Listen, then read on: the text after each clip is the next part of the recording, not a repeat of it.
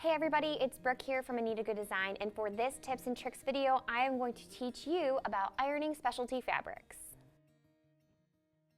Now this here is our silk Dupiani fabric. This is the first fabric that we're going to talk about today. This is one of our most luxurious fabrics here at Anita, and we use it for a variety of things, whether it's stashing blocks for your quilting projects or it's for standard applique in your embroidery. This material is a good go. Now you're going to want to use a warm iron in a dry setting when you are ironing this. Silk Dupiani can take a fair amount of heat, so don't be afraid. And if you are afraid, you may want to test your fabric and iron to find the perfect setting that works for you for your particular iron. Now this here is our HTV Vinyl. Now that stands for Heat Transfer Vinyl. Now this vinyl is great when you are looking to iron it on your projects or use it just as a standard applique. And you do not want to iron directly on your vinyl. You're going to want to place, whether it's muslin or a different kind of cotton fabric or parchment paper, you're going to want to place that over top of your vinyl so that you do not melt it with your iron.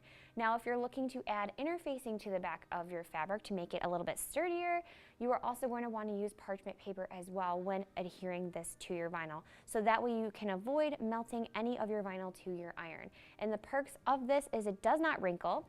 So if you're looking to not add interfacing and just add this as standard applique, it is easy and ready to go. Now this is our satin fabric. You can see it has a nice shiny finish to it.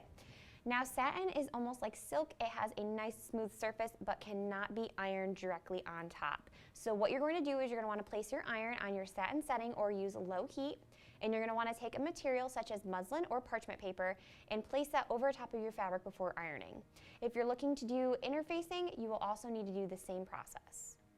Now this is our spandex lycra fabric. You can see it has a nice stretch to it. Now we use this for a variety of projects, whether we're looking for stashing in our quilt blocks or we're looking for an extra added element to our standard applique. This fabric is nice as it does not wrinkle. If you are looking to use interfacing, you're going to want to place your iron on a low heat and place fabric or parchment paper on top so that you do not melt your material.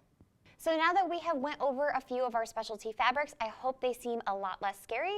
So make sure to incorporate these fun fabrics, aside from our wonderful decorative cottons, into your next project. I would like to see what works best for you and your iron in the comments below. Don't forget to subscribe to our YouTube channel, and thank you for tuning in.